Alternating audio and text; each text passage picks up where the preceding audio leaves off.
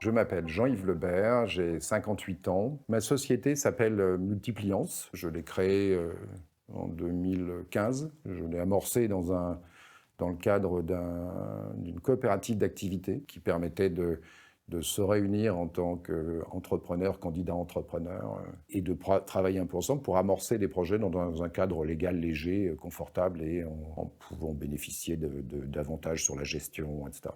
Donc, c'est une grosse coopérative d'activité qui est basée à Montpellier, où je réside. J'ai pour ma part 58 ans, donc je suis un petit peu plus âgé que ma société. J'ai été formé à Dauphine, à Paris, en université, il y a maintenant plus de 30 ans, à la finance et à la gestion de technologies de télécommunications. Je me suis reformé il y a quelques années en suivant les enseignements d'un exécutif MBA à Montpellier. J'ai une carrière à la fois de salarié et d'entrepreneur un peu récurrent, avec toutes sortes d'activités, de la communication au négoce de gros, en passant par l'industrie électronique et aujourd'hui l'industrie des énergies renouvelables et la transition énergétique. Parmi les fonctions que j'exerce aujourd'hui, il y a des fonctions bénévoles auxquelles je tiens beaucoup, qui m'occupent à peu près à mi-temps. Il s'agit de responsabilité au sein d'organisations non gouvernementales dans le secteur de l'environnement en particulier, dont je suis administrateur bénévole et volontaire. Il y en a une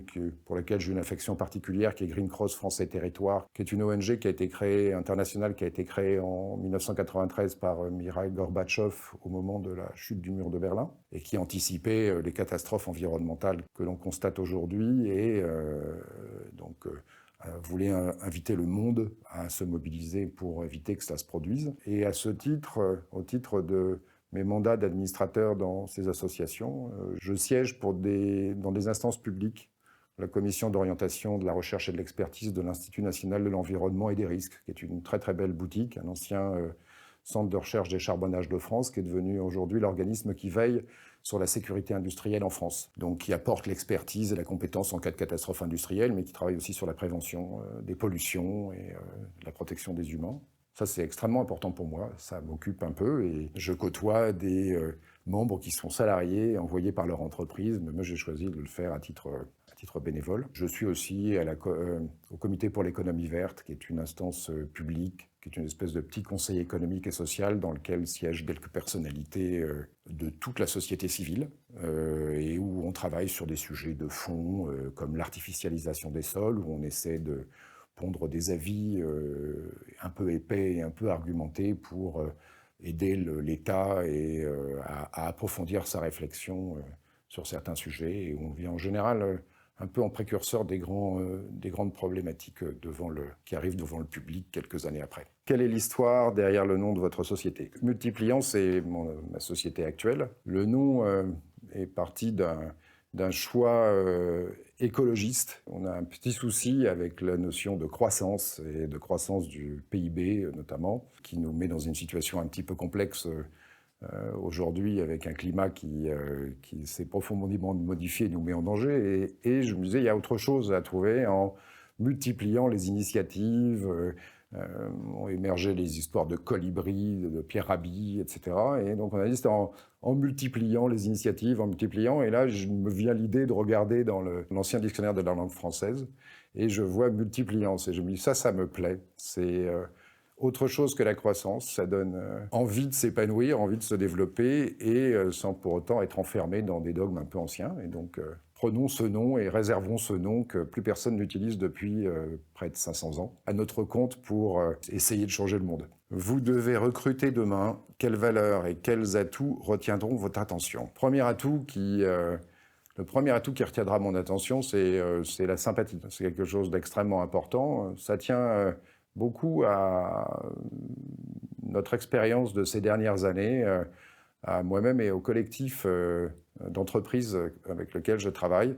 Nous avons choisi de travailler en co-entreprise, et donc de ne pas rigidifier nos structures, ce qui nous permet à chacun d'aller vers les projets qui nous intéressent et de nous regrouper quand un sujet émerge et vers lequel nous avons tous intérêt à nous engager. Et donc, la première chose, c'est la sympathie, parce qu'il faut que nous ayons du plaisir. Nous n'avons pas de lien contractuel forcément qui nous réunissent. et ça tient sur des qualités humaines, simplement le bonheur de se fréquenter pour essayer d'atteindre un but ensemble. Le deuxième critère, c'est le plaisir de concevoir des choses un peu complexes. Si on n'a pas cette curiosité, cette envie d'aller vers la complexité, c'est pas tellement la peine de venir vers nous, puisque nous sommes dans des choses très technologiques. L'essentiel de mes activités consiste à accompagner des grands projets et originer des grands projets dans le secteur des énergies renouvelables.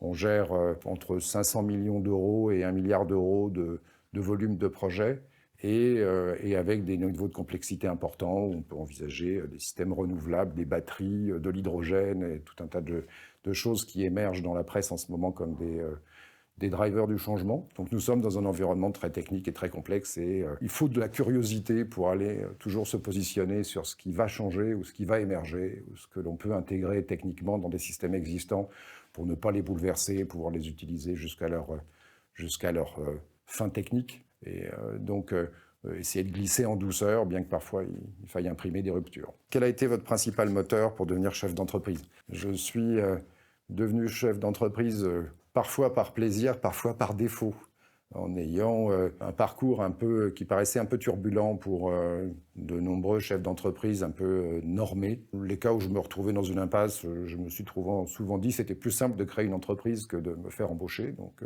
j'ai quelquefois créé des entreprises, pas vraiment par plaisir, mais parce que c'était plus facile, finalement. Je trouve que la liberté est plus simple que le fait d'être engoncé ou enfermé dans des contrats pour travailler pour d'autres. J'ai rarement trouvé des entreprises qui m'offraient la liberté que j'ai pu avoir en tant que créateur d'entreprise et chef d'entreprise.